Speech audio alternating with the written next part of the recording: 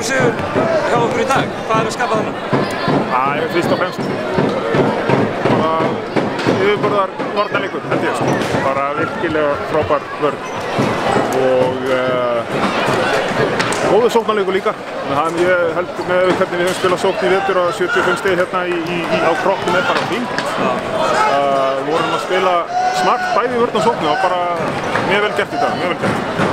Eins og talar varnarleiki, hversu mikilvæg þetta algjörlega smelli í lásanna. Það í fyrri hluta annars eða þriðja og þá leiðir bara 2 stig.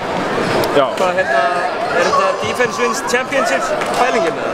Fyrirgefðu. Er þetta að vörnin vinni byggarana? Er það pælingin hjá okkur? Nei, ég held að bara við séum bara kannski með þetta að við kannski erum ekki að spila sama sambandbolta og við höfum verið að gera og við þurfum að finna leið til að vinna og þá náttúrulega horfum við dálítið á vörnina, hvað við getum gert þar og við erum bara klárir. Þetta er ekki eitthvað líkamlegt eða eitthvað svoleiðis. Við erum klárir og Helgi og Markus kom inn í þetta smetla vel inn í varnarleikinn einmitt. Það er bara góð harmonía bara.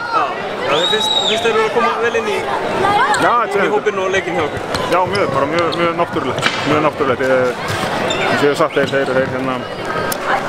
þeir skilja bara hvað við gerum, skilja gildina, það er ekki mál að henda þeim inn í þetta og þeir vita það er bara mjög náttúrulegt flæði sem er sérstaklega í vörninni hjá okkur og allir að hreyfa sig og allir meðvitað hvað þeir að gera og mjög erfitt fyrir þá held ég í dag.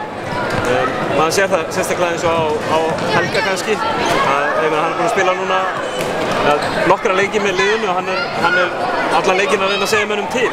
Hversu mikilvægt er að hafa svona presence í hópnum? Það er nóg af mönnum minna til að segja til, sko. Helgi er bara góður í að tala stanslaust og halda mönnum á tánum og það er alltaf gott að hafa einhverja rödd svona bara til að vera með smá læti og þannig að því er ekki að sé einhverja að hlusta á. Sigur í fyrsta leik í þessari úrslitaseríu, það hlýtur að vera, kærkomið. Alveg æðislegt, bara geggjað. Erfiður útivöllur og allt það? Ofboðslega, en ég held að þetta er fyrsta skiptið kannski sem að við erum í þessari stöðu að byrja á útivelli og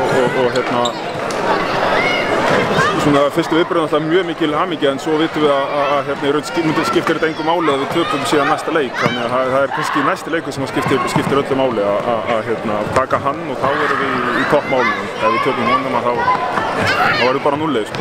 Þannig en aðeins þetta kom þessu frá, við þurfum hann á einum og okkur ekki byrja bara á fyrsta og þeir muni að sjálfsögðu aðlaga sig eitthvað að þessu og gera einhverja breytingar.